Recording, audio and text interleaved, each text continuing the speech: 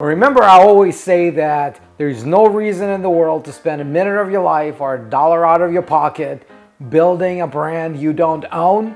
Well, Deer Camp is a perfect example of doing just that.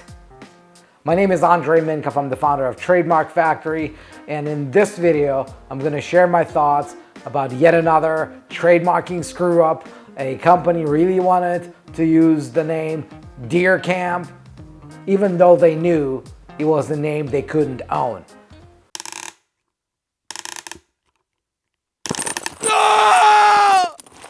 All right, let me start by reading from the article and then I will provide my comments. Lawsuit. Bell's used trademarked Deer Camp name for beer.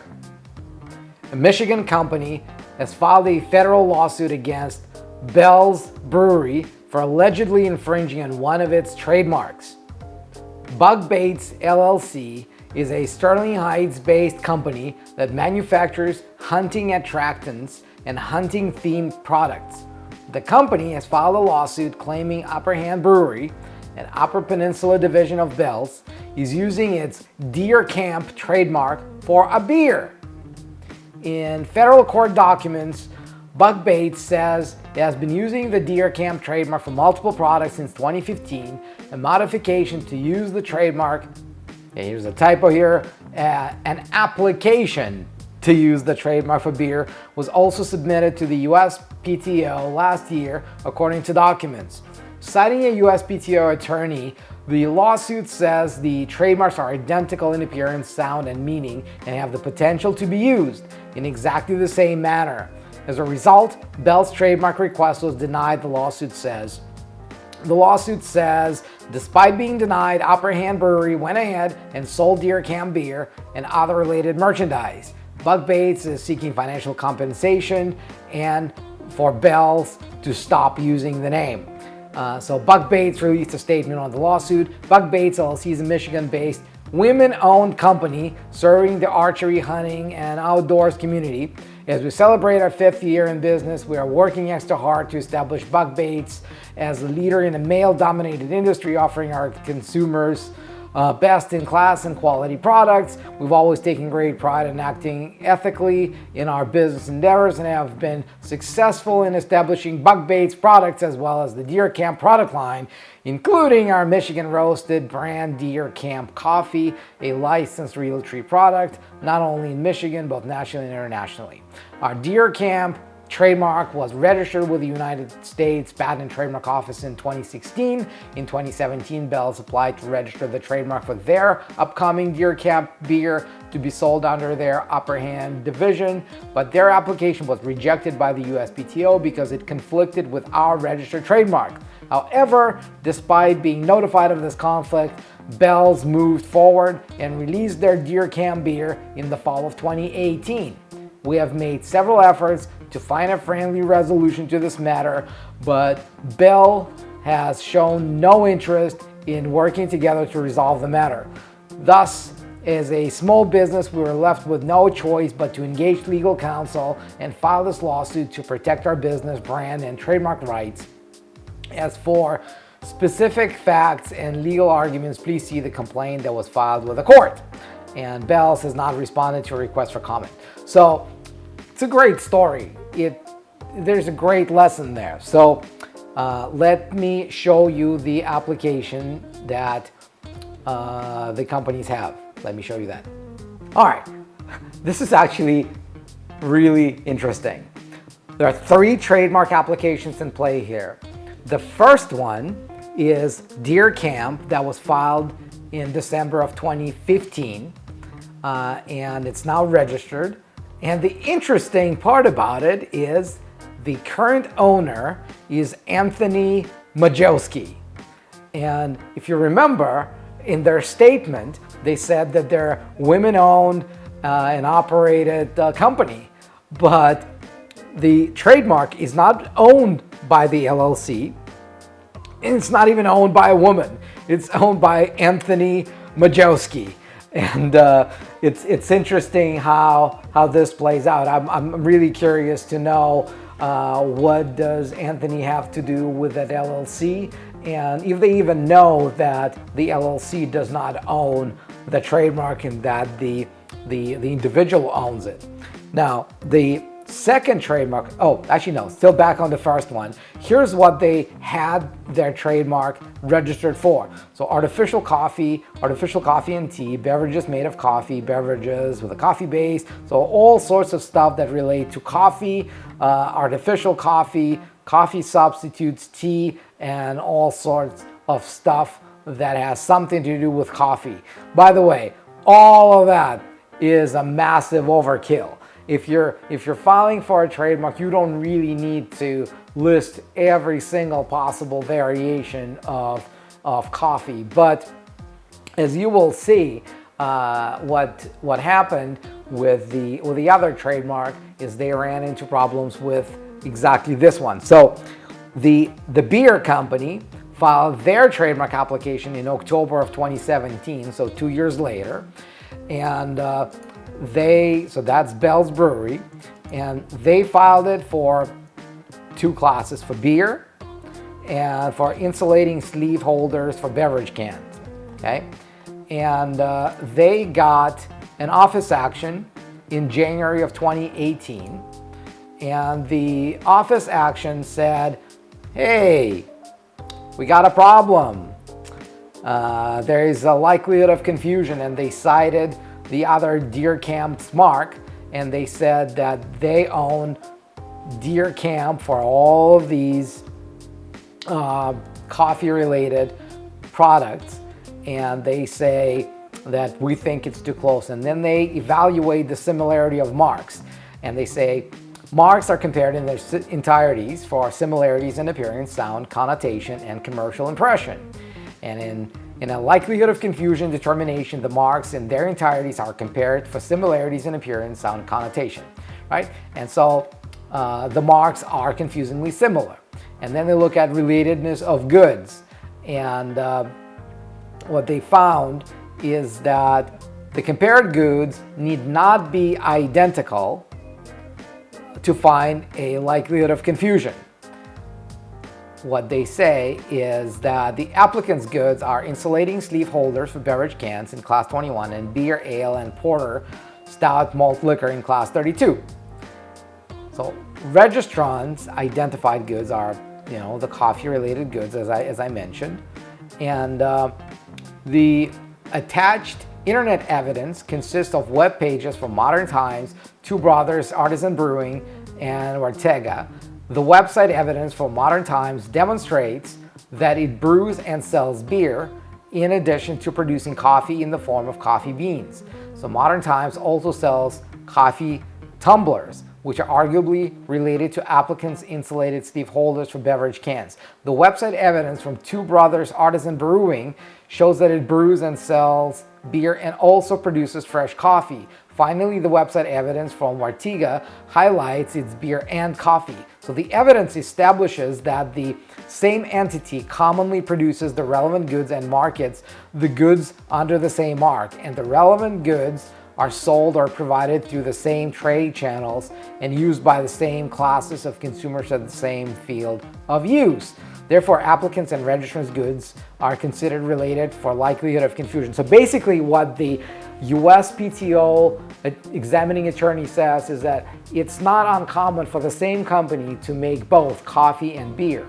And because of that, when there's a company that owns a recognizable trademark for coffee, a lot of people could be misled into thinking that when somebody else puts out a beer brand with the same name on the market, the people would be misled into thinking that both beer and coffee come from the same source.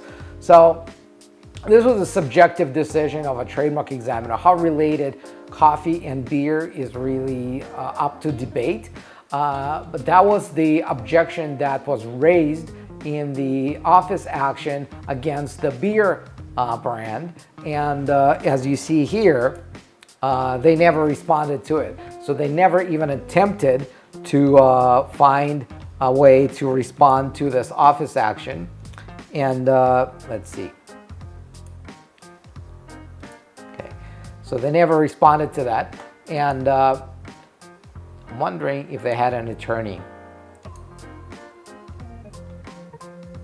Yeah, they did have an attorney representing them, but even that did not lead them to file a response to the office action and argue that really beer is very different from coffee and that people would be able to tell one from the other. So they did make that argument. Their trademark application went abandoned, and then the women, represented by none other than Mr.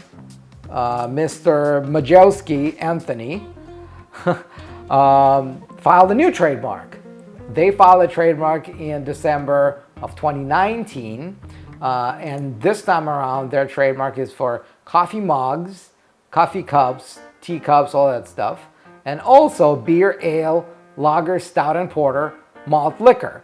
Interesting wording is exactly the same as what was mentioned in the beer trademark application that got refused. So they wanted to protect themselves and have a trademark for them. So both were filed based on intent to use. So they're not claiming current use. They're not selling beer yet, but they want to make sure that they own this category so that it's easier for them to go and sue the other company, the Bell's Brewery. So here's the interesting thing. The company says, well, when you started your brewery and you came up with this brand, you went ahead and you tried to do the right thing and you tried to trademark it.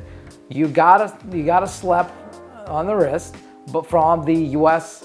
examining attorney who says that the marks are confusing with our mark, and you didn't respond to that. You didn't argue that they're not confusing, but instead, so you let the trademark application die, but instead you launched the product.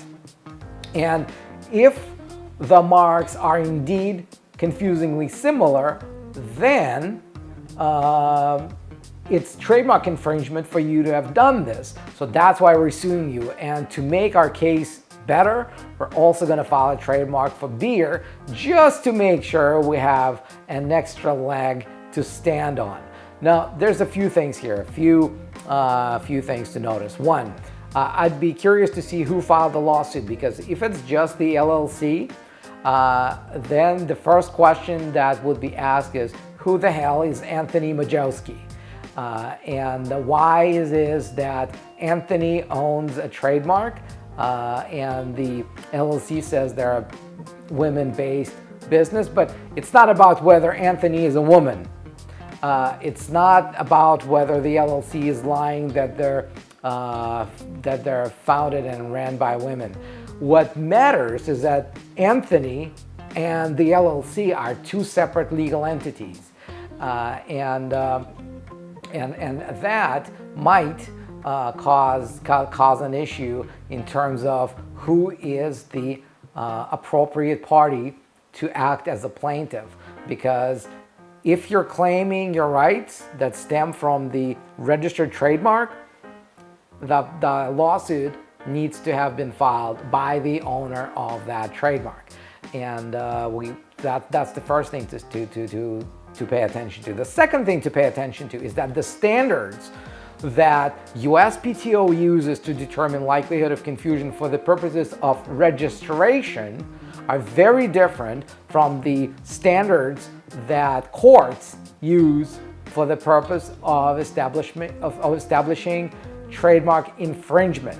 Because with USPTO, their biggest focus is likelihood of confusion, and basically they are looking at the balance of interests of parties in favor of prior owners to make sure that their rights are not limited for no apparent reason. And so if they feel that they could go either way, they would rather err on the side of a previously registered trademark owner and let the let the new applicant prove that there's really no likelihood of confusion, which is why they issued the office action, and they had a chance to respond, but they didn't. In case of trademark infringement, and by the way, in case of it being within the USPTO system, the coffee company, whether it's Anthony or the LLC, didn't have to do anything to argue their case. It was all done for them by the US examining attorney, because that's the power of owning a trademark. Once you own your trademark registered, then the trademarks office will act on your behalf to stop any new applicant from registering their confusingly similar trademark. Now, in court, they actually have to not just hire lawyers, but also argue the case. And even though the opinion of the USPTO examining attorney could be seen as evidence that at least the beer company knew that this could be an issue, so they were put on notice that there's another trademark and that at least one person in the world thinks that it might be confusing with the coffee trademark, then it doesn't conclusively prove that the marks are confusingly similar, that the goods are confusingly similar. So they would have to prove their case that coffee and beer are related enough for it to constitute trademark infringement. It's going to be a harder thing to do. I'm not saying it's impossible. I think it's, it's a viable argument, but if the brewery argues and it becomes a full-on trial, this might take a lot of resources, a lot of money, and I'm not guaranteeing the result one way or the other. So 2 things to pay attention to. Make sure that when you file your lawsuit, you file it in the name of the right entity. Also make sure that when you're making public claims about you being owned by women and done for women and ran by women, then you don't have your trademarks owned by somebody who is very unlikely to be a woman. And the third thing to remember is that the standards for proving likelihood of confusion are a lot lower on the USPTO stage versus in court. The courts are going to have you prove your case from start to finish, and if you don't, there is no trademark infringement. So that's the 3 things to look out for. I hope you found this video useful. If you did, please like this video, please comment below, please subscribe. And if you've got a brand that you want to protect, to give you that power to have the government act on your behalf to stop everybody else who comes after you from owning a brand similar to yours, then go to trademarkfactory.com and book your free call with one of our strategy advisors. The call is free. The whole thing, the whole experience that we offer you is risk-free, guaranteed trademarking services, which means if your trademark is not registrable, you can get all your money back. If we tell you your trademark is registrable but it doesn't go through, you get all your money back. So you're only paying for the result that you're interested in, which is you owning your brand.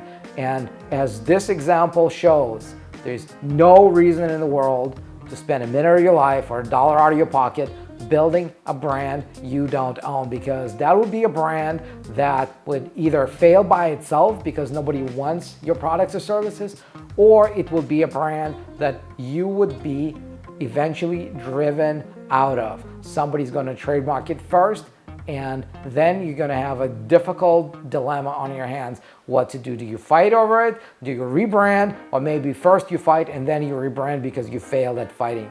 So make sure you don't wait a day too long to protect your brand. This could be the most valuable asset of your business.